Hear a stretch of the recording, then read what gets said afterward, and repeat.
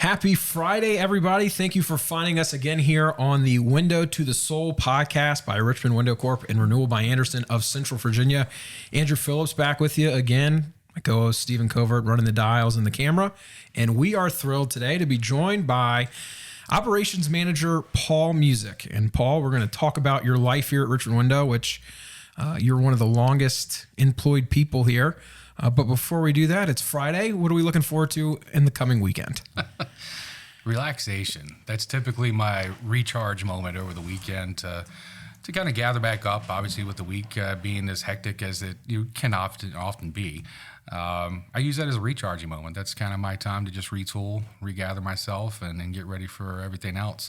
It's also my time for spending, with my girls. I've got a 17 and a 15-year-old at home, so and my wife of 20 years, literally this past 10th of August. So we spend our time together on the weekends. We're somewhat introverts, so we're not out there frolicking amongst all of our friends and whatnot. So we spend it together. We do our stuff that we have to do around home and do things together. Whether it's movies, puzzles. Maybe we go out to get a bite to eat or something together. But it's our time together. That's awesome. Yeah. And another big thing, if you ever walk into your office, you see it. It's hockey. You got it on your Yeti cooler right there. That's right. The Detroit Red Wings. Also, Richmond Renegades is in your office. Absolutely. What's your background in the hockey game? It's really an odd story. It actually came from a friend of mine. I've always liked the sport when I was growing up. Not a whole lot of involvement, but a gentleman I used to work with in a previous profession was actually from Detroit. And is one of my best friends, was best man at my wedding.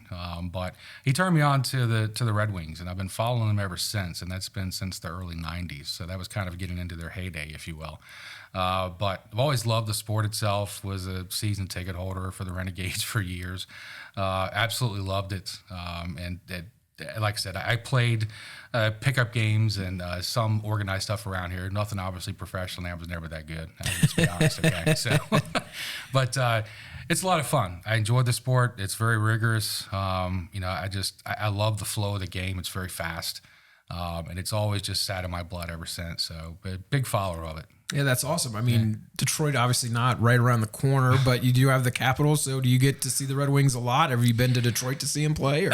It's a funny thing you asked that because I've never been to see them play in Detroit. Now they've got a new arena now, Little Caesars Arena, which is a beautiful arena from what I'm understanding. And, with the old Joe Louis Arena, you never had an opportunity. Been past it, oddly enough, within this profession as we were going to Toledo on a business trip. But never been to see them play in Detroit. I've followed them. I've seen them play up in D.C. And down in Carolina as well as they played the Hurricanes. So my buddy Joe and I would actually take trips every year down there. That was kind of one of our things. We take one day and go and travel and see them play. That's awesome. And then Detroit sports all the way, or just the Red Wings? No, just the Red Wings. I'm still stuck on Washington Redskins. Forgive me, Washington Commanders, I believe, as they are now today. I'm in that pain too. So Washington, and then also as far as baseball, I really haven't latched on to a team, but I think I've followed the Nats since they've gained presence, and obviously winning the World Series certainly helps as well. So if I have to pick one, I will pick the Nats for such. All right. Okay. Cool. So big Red Wings fans and just kind of following along the DC football saga, that could be a whole podcast episode. But that's several podcasts. Episodes. We could dive into that maybe in another venture. But right now, let's talk about your time here with Richmond Window. As I said in the open, you've been here for almost 25 years. So that's like you and Paige basically hitting that mark. I know you have Anthony Procopio who's been here for just about 21 years now. But anyway, let's go back to day one. What was Richmond Window Corp like almost 25 years ago? Wow. You talk about stepping back in time, from what we are today to then. Smaller organization, me having come into that organization from, oddly enough, a healthcare industry. But the one thing that I will tell you that was true then and is still true today is, which is a part of obviously our core values, is the care, for each of the individuals that works in the organization. It's so huge. if you come from a large corporation where you're a number into an organization where you're an individual and you're recognized as such and talked to as such, makes a huge difference. And that's a huge cultural piece for us. I don't know if we realized it then, but it was huge then. Has always stuck with me from day one walking into the organization. Very, very different. The amount of people in the office, obviously quite a bit different as well, where you have, maybe one person answering the phone and somebody obviously, in kind of the bookkeeping office, and, maybe one person, running jobs and 2 or 3 install crews. And then you have, 6, maybe 7 sales reps. I was in a class of 3 that was hired, and was the kind of lone survivor, if you will, of that.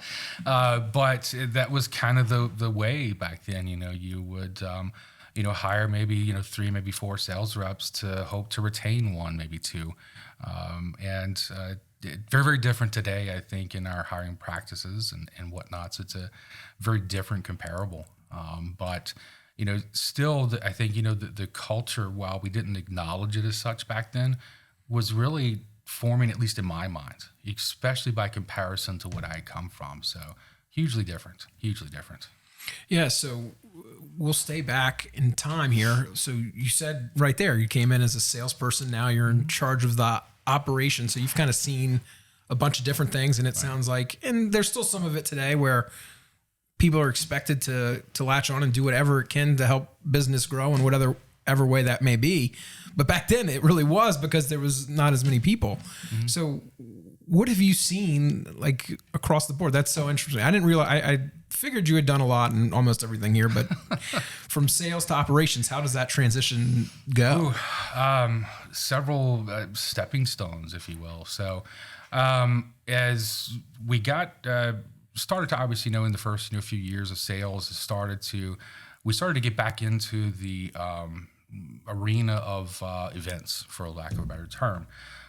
So going to these home shows and working these home shows, gained a kind of a knowledge of how it worked and tried to help, the setup and tear down, and eventually actually started, booking some of these and actually staffing, kind of taking on that events role, if you will. Okay. And back then, mind you, we've tried to break some of these habits as we've grown, and we've had to, is the mentality of wearing multiple hats. Okay. And almost being proud of it. And we kind of were to a large degree, because we managed everything well. But as you grew, that became more difficult. But, back then, managing, the events themselves. So we're still selling, and would go and, find, different home shows and different things to obviously set up for. Ended up hiring, a small staff to be able to staff these individual events. And I was pretty much running those on top of doing sales as well. And as that blossomed, okay, became, because I think at the time, while it's a small number by comparison to what we do today, we were in the upper 40s to maybe pushing 50 or so events for the year. By the time that I was basically starting to step away from that, because what entered into the picture along the same time is that Lynn Burnett at the time, our previous vice president, he was basically responsible for measuring most everything that was sold.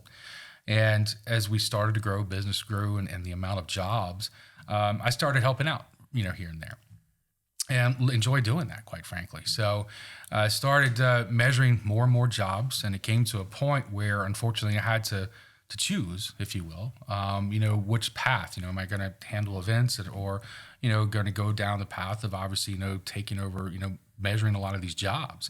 And I felt like I was benefiting the company, not just more, but I think I was enjoying that portion of it as well.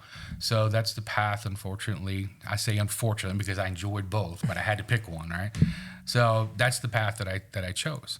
And as that continued on, I got to be where I was measuring, a bulk of the jobs themselves, then started to help in the order entry side of things to get the orders in or input into the computer at that time. And so that even blossomed. So everything just kind of evolved, if you will, to the point where I was doing, the bulk, if not all, the measuring, then, handling a lot of the order entry along with Lynn. And we double check jobs before they were released to the manufacturers. And as this was taking place, I was stepping back from sales quite a bit to handle a lot of these duties. And as that progressed, we started getting involved in kind of the opposite side of the business, if you will. And I know Lynn spent a lot of time mentoring me in that side of the business, which he was most familiar with. And it pays as well. Their knowledge of the business that they've passed on was invaluable. The kind of that tribal knowledge, if you will, right? So once that kind of progressed, it started taking over some of the ops side of things. It grew into, that eventuality as Lynn retired, that there was a necessity and a void to be filled, and was hard headed in that direction. And I was fortunate to be offered, that role and led into such. And here I sit today, basically, right? So long story. Right. It's a long story, but it makes sense. And you talk a lot about the growth. And one thing that I'm not sure even everybody that works here now would know. So you've been here almost 25 years, 3 years into this, Renewal by Andersen is born. So you're here before you are, and you talk about that growth. So obviously that's probably the biggest step in the growth. So you were there first day of Richmond Window, Renewal by Andersen, and now this great partnership that's lasted over 20 years too. What were those talks like? And was there uncertainty, probably not the right word. Obviously you're sitting in a chair now where it's like, obviously this has worked awesome, but what were those talks like? Well, I'll give you it was a really funny story how Paige introduced this to us as a company. I'll never forget it because at our old building down in Carytown where we were standing in a hallway outside of a couple offices there, and we were asking because he and Lynn and his father at the time, Paige's father, had traveled to Minnesota, as we found out later, to actually learn about this as they'd been approached.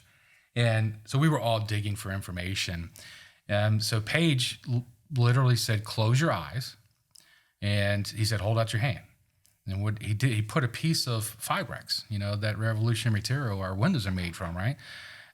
Into my hand. And we weren't allowed to look at it. We were only allowed to feel it. And he says, "This is what we're getting ready to do," basically.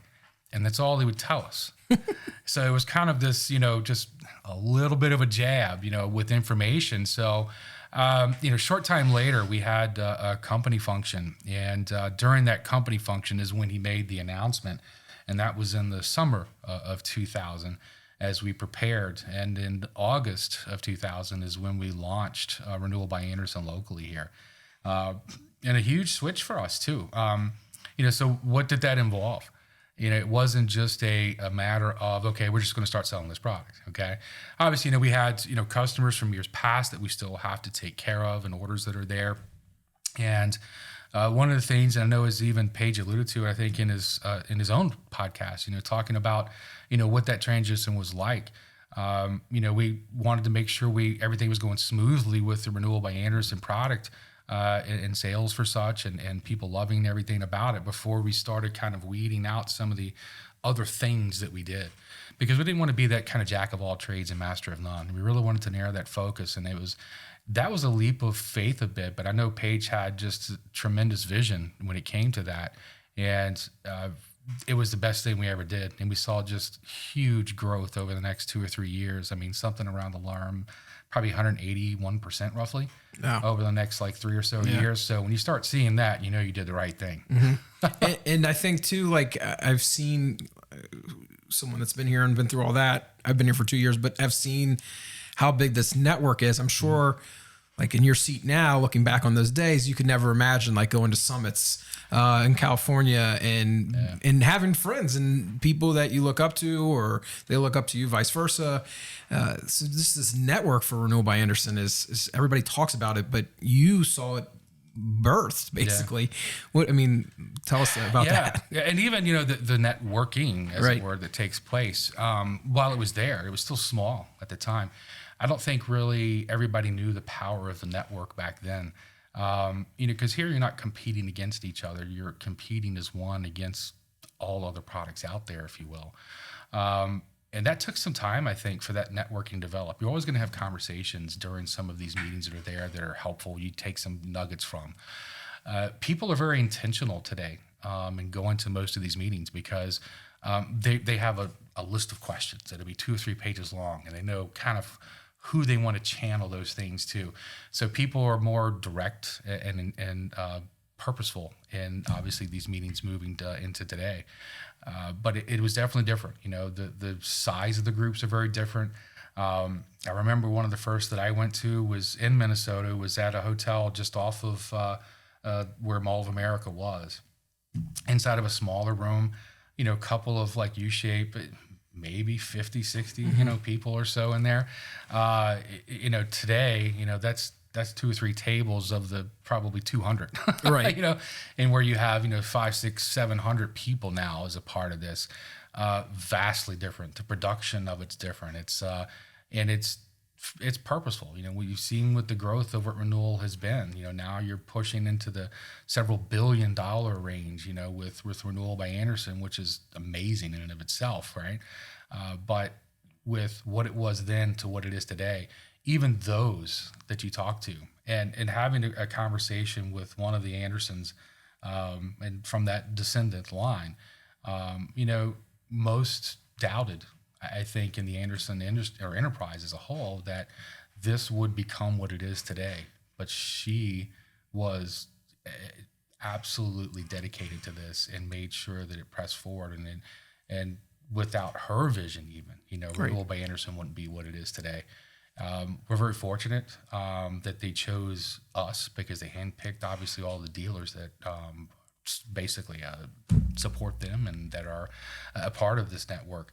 And with what we have, being tapped by them is truly an honor. And as we continue to move forward and see with almost somewhat 100 or so, I think, dealers across the network, you know, we're fortunate to have been one of the first few in those first few years. And just amazing.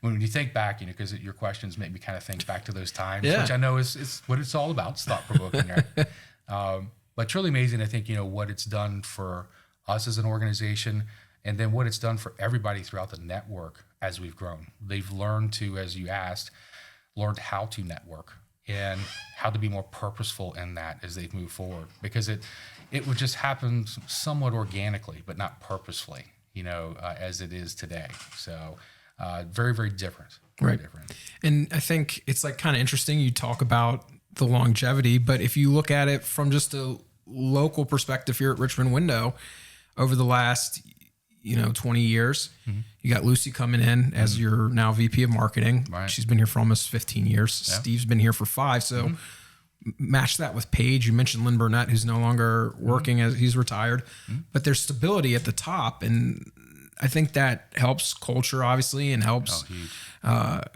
people across the network look up to some of the things we're doing here. But just kind of talk about your relationship with the team now. I mean, you talk about earlier doing all this stuff, but now you have Lucy, who oversees the marketing team and has an events team. Steve, you were a salesman. Now Steve manages a team of almost 30 and allows you to move over to the operations side. Yeah, it's I'll start with Lucy first. Obviously, you know, with her coming into the organization, I know she would mention probably kind of a culture shock from what she came from to what we were.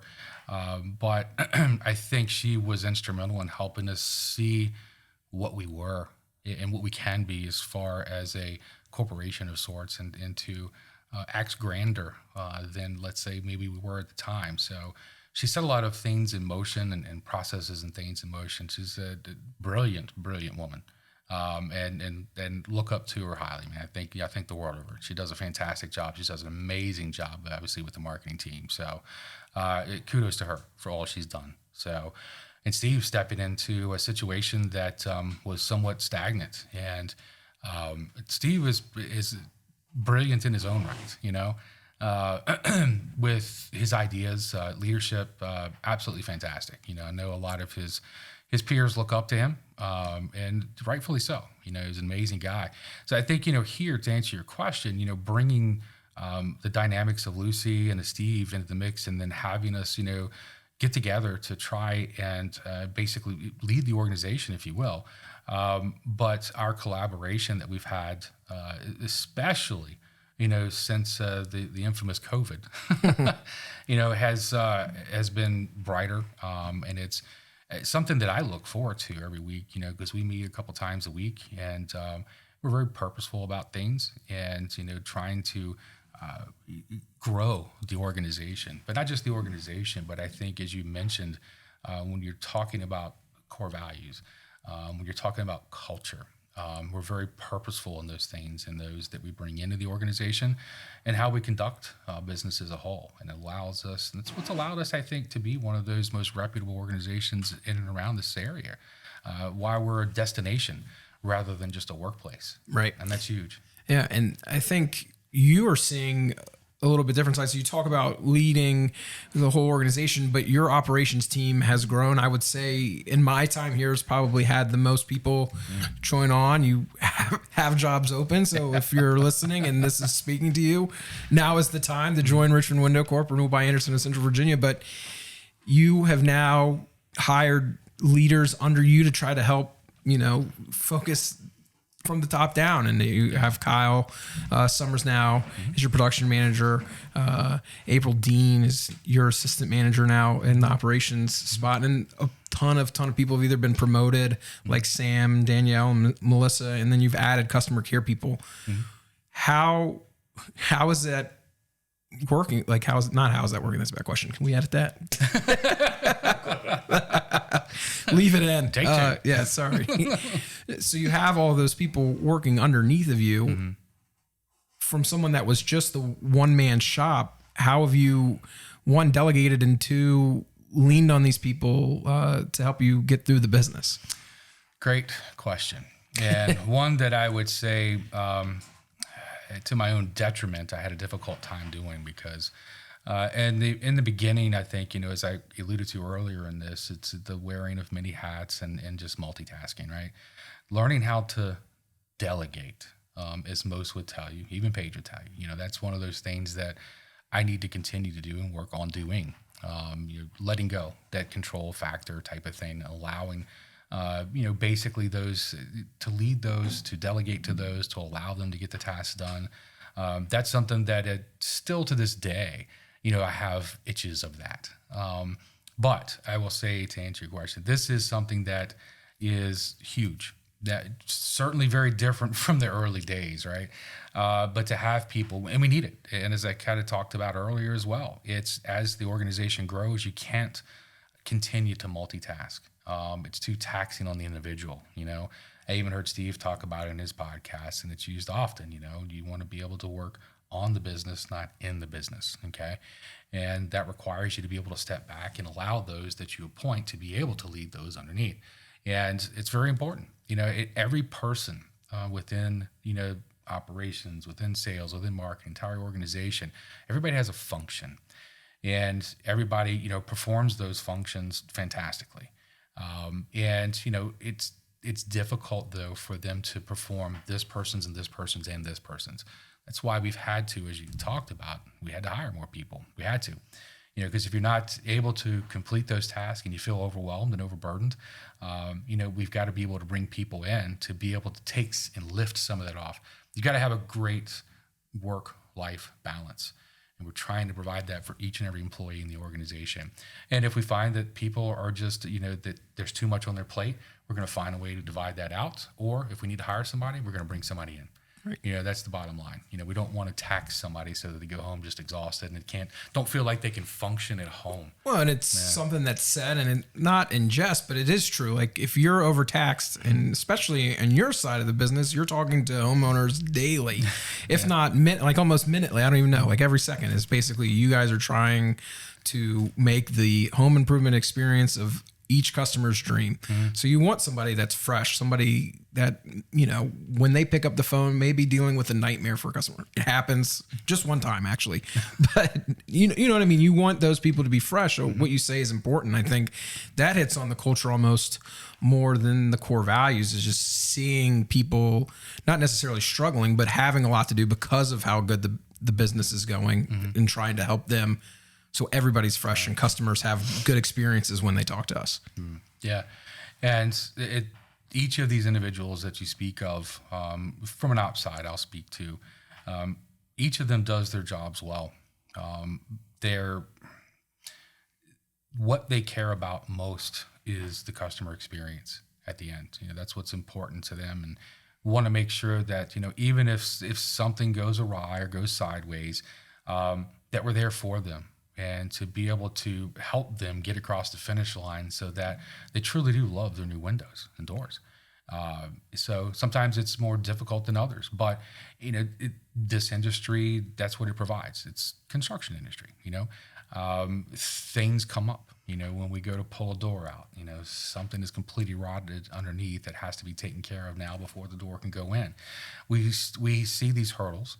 I won't say daily, but often. So we have to deal with those on the spot. But we have individuals to be able to direct that to.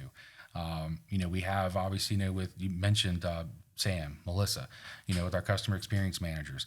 They're doing a great job, obviously, of dealing with homeowners, getting people scheduled. Talk about talking on the phone. Right. They do that a lot during the day, as you well know. And Danielle Summers, obviously, in our service department, doing a fantastic job, from a scheduling perspective. She's needed some help. We've got a new young lady that started with her as of this week as well. Danielle Gale, another longer standing, obviously, individual with the organization too, does an amazing job with the order entry team. Minimal mistakes. They do a fantastic job. And she also juggles with the install project manager scheduling as well. Well, we just hired somebody to take that over from her so that can be taken off of her plate to give her a little bit more balance. Case in point for what we're talking about. April Dean, obviously brought her in for just that, for myself, to help, distribute some of those items that needed to be taken care of and looked over, but doesn't need to be overlooked. Okay. Kyle, amazing individual as well. He's done a fantastic job with installers, really made, tremendous connections with them. And I can't say enough good things about him. Fantastic part. Deeply embedded, obviously, in the culture aspect of it, and in our core values, and speaks to them daily. So amazing job by Kyle. But everybody in there, and I could speak everybody's name. I'm not going to, take up the entire podcast doing that, but, everybody does an amazing job, and they all have specific focuses and tasks. And they're in that position for a reason. And we will ultimately, if we need more, we'll hire more, with Paige's blessing, mind you. Right. Okay? Right. So you just kind of hit through some of the things we were talking about earlier with the promotions. Mm-hmm. You said something earlier that kind of stuck with me through this, and it was the lessons you learned from Paige and Lynn. You have now been in the business, like when you were their age or their time with the company started. Is there one or two things that you have told them as leaders that you learned from either Paige or Lynn that has stuck with you through the years? That I've told the employees? That you've told your new leaders, yes. Yeah. One of them is, I will use that phrase forever, working on the business, not in the business type of thing. So helping people to understand that, you have people that may be reporting directly to you, that you're working with, that you all have those tasks, and it's not upon you to take care of everything, okay? It is upon each and every person to make sure that they pitch in to help when needed, okay? But everybody is there to help, and it's not up to one person. Everybody has to pull on that rope the same way to be able to, to win the task or win the day. But that was, delegation is, I'll just use the word, okay, for one. And it's the little things that make all the difference. The big stuff we don't worry about, honestly, because big things are going to happen every once in a while. It's the little things that we do that make all the difference. It was a saying that was literally imprinted up on a post or a podium on the stage from our old building. And it actually said little things don't make some difference, they make all the difference. And it's true. So keeping the little things in front of us and making sure we're taking care of those, the big things will take care of themselves. So a couple of little small things. Yeah, that's awesome. That stuck with you and now will be passed on. One more question for you. Sure. You've been here a long time. You've seen a lot. You've seen it all. Maybe not. I'm sure you come in and there's some days where you haven't seen something. But out of all of it, is there one moment or time that you're most proud of looking back on now almost 25 years here at Renewal by Andersen? Whew, that's a deep question. The one moment that I'm proud of. Wow. I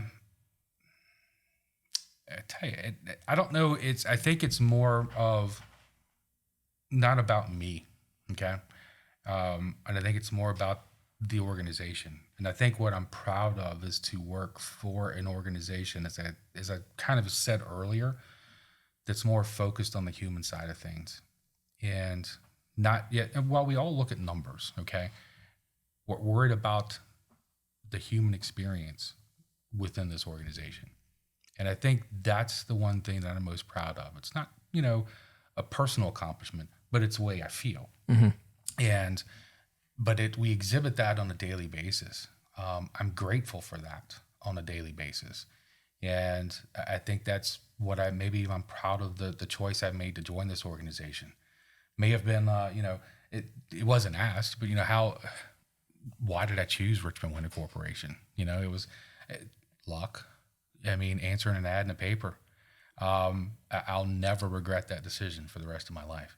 Yeah. It's too huge for what Paige as an owner does for us, what each of the leaders in different positions do for the team, let's say underneath them or that works with them, what we do collaboratively, amongst departments, what we do as an organization as a whole, okay? The who we are, if you will, we act as one. Renewal by Andersen, they come up with these sayings for each of the summits, and united we will. It speaks volumes. That's why we still use it today, because we unite behind our core values, behind our mission statement to provide that home improvement experience to the customer's dreams. And we do it as one. And that vision, that camaraderie, and ultimately that family feeling, if you will, is what I'm most proud of, is being a part of an organization that you can see that we live that, we feel that on a daily basis. That's a great answer. And you can feel it. I can feel it in here that you believe it. We've heard it.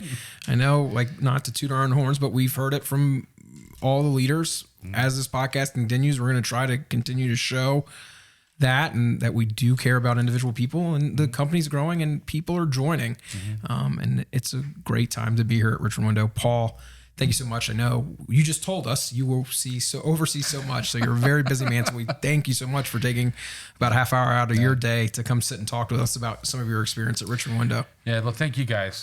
These podcasts mean a lot. Having listened to all of them thus far myself, you guys are doing an amazing job with them, and I think this is going to prove beneficial, not just to those outside of our organization that may hear, but I think for each of the individuals within to get to know people better, to understand maybe where they came from, what their backgrounds were, and some of their insights. I think it's hugely important, and I've actually gained a tremendous amount of knowledge to listen to them. So kudos to you guys as well. Fantastic job. Thanks, Paul. I appreciate that. No problem. That's going to wrap up today's episode number 4 of the Window to the Soul podcast. If you're watching on YouTube, make sure you click that subscribe link to our YouTube channel. If you're listening on Spotify, download, subscribe, rate 5 stars, pretty please. And we will talk to you with Stephen Covert back in this chair next Friday. Goodbye, everybody.